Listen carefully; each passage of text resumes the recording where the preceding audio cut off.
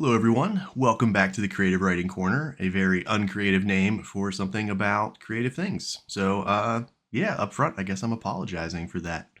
Anyways, we've been talking about, well, last week we talked about types of sentences and how to use them and the way varying those sentences can make a paragraph more impactful and more interesting and help a writer emphasize the right parts of the story to get the reader really invested and really hooked in. So today, we're going to extend that same kind of approach, that same kind of perspective, but apply it to scenes within story structure this time. So a scene is essentially any moment where we're hearing about action. So two characters talking in a coffee shop is a scene. Summarizing that two characters took a trip together is a scene. So these scenes can do a lot of different things for your story, and thinking about the role of the scene that you're writing or the role of the scene that you're reading can help you decide what's going to be the most effective type of scene, which we'll get to here in just a second. So scenes are usually for things like exposition, establishing setting, getting to fleshing out your characters so that your reader understands your characters more, driving action. And I will argue that dialogue is a part of action, but that's maybe a different video for a different day. And then commentary from the narrator. And the narrator one's tricky because that depends on what kind of perspective of the story that we're sharing. But it's still a potentially very impactful one if the narrator's a big part of the story itself or the experience itself. So I gotta give some credit where credit's due. This is all ripped directly from Alan Natali. He was my writing mentor when I was in college, and this is one of his books. So this is one of his lessons that I've reproduced with permission. We talked about this many years ago. And if you're a fan of sports books, you should definitely check out some of Alan's work. Anyways, types of scenes. Again, this is all directly from Alan Natali. We have dramatic detailed, which is a specific moment or incident with specifics.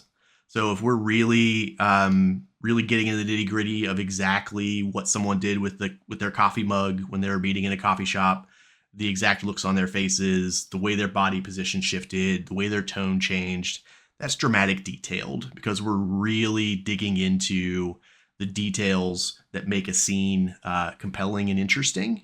And we're almost doing like a slow-mo approach so we make sure the reader gets as many of those details as possible. Dramatic condensed is similar, but we're a little less specific. Summary detailed is an accumulation of many similar moments or incidents, but with a few specifics. So if we're talking about all the times that our character got scared in front of girls, and we're naming a couple quick little highlights, that's summary detailed. And then summary condensed is when we have a lot of incidents and we're kind of just glossing over them broadly. So this is useful. Usually the easier place to start is just dramatic scenes versus summary scenes. So don't get too lost in what these little differences in the specifics mean at this point. If you're new to using these, you can think about dramatic or summary. Do I want to slow everything down and really focus on the detail of what's happening and make the reader feel that moment as deeply as I can? Or do I want to skim through it, make sure the reader understands the important parts, and get back to the action in another place? We're going to look at some examples here in a quick second.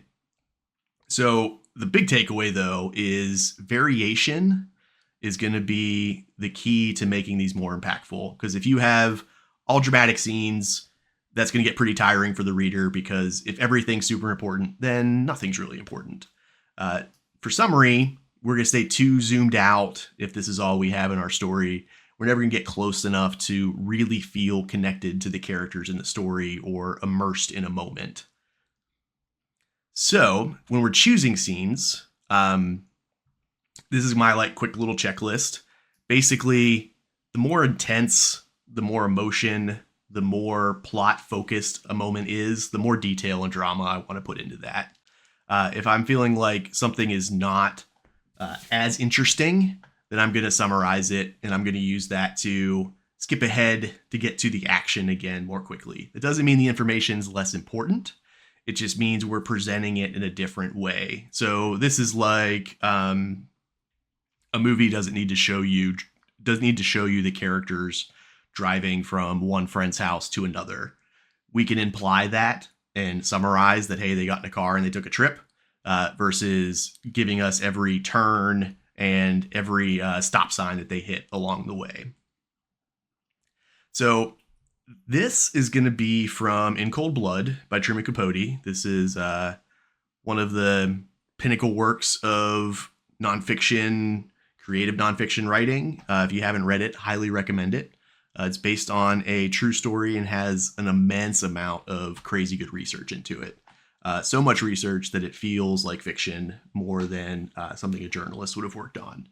So you can go ahead and read the first chapter yourself. I'm not going to make you do that. I'm not going to make you do that for this particular lesson. But I want to get to how we build up this dramatic, detailed scene. So the first 10 pages of the book, Capote is telling you about this place, this town in Kansas, the people that live there. It's very broad strokes, very scene setting. We're not really meeting specific characters yet. We're not hearing what characters are saying or seeing what they're doing. We're getting a sense of the place, and he's building all of that up to a dramatic, detailed scene that comes at the end of that chapter and is pretty powerful, pretty punchy. And so this scene is when Mr. Clutter, spoiler alert, he gets murdered, is enjoying one of his final moments, but he's not aware of it. This scene, see how we get like really intricate into everything he's doing, what he's wearing, what he's carrying, where he's going, how he feels about the weather.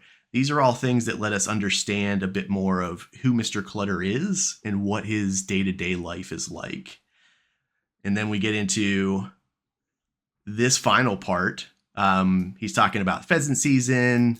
We're getting a little bit of detail into how Mr. Clutter treats people that come into his property, and as long as they're friendly, he's friendly back. And we get this little bit of dialogue here where Mr. Clutter's got a little bit of a personality. That's kind of cool. And then we get this final punch at the end. Once we've gotten to feel like we know Mr. Clutter, and maybe we even like him a little bit. Maybe we see someone in our family or a person that we know that we kind of feel like is a Mr. Clutter. And then we get this final detail that it's his last day. It's his last day on Earth. And that dramatic moment, this whole sentence, this is powerful because of 10 pages of summary scenes that lead up into one really great dramatic detailed scene. And again, I highly recommend you reading that first chapter, if not the whole book. It's a phenomenal piece of writing, and I recommend it to anybody.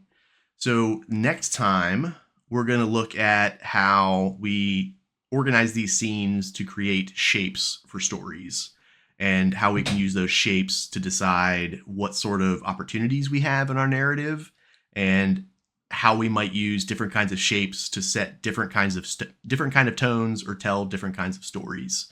That sounds really abstract. It is a little bit, but it will make a lot more sense when we dig into it next week. And I cannot wait to see you then.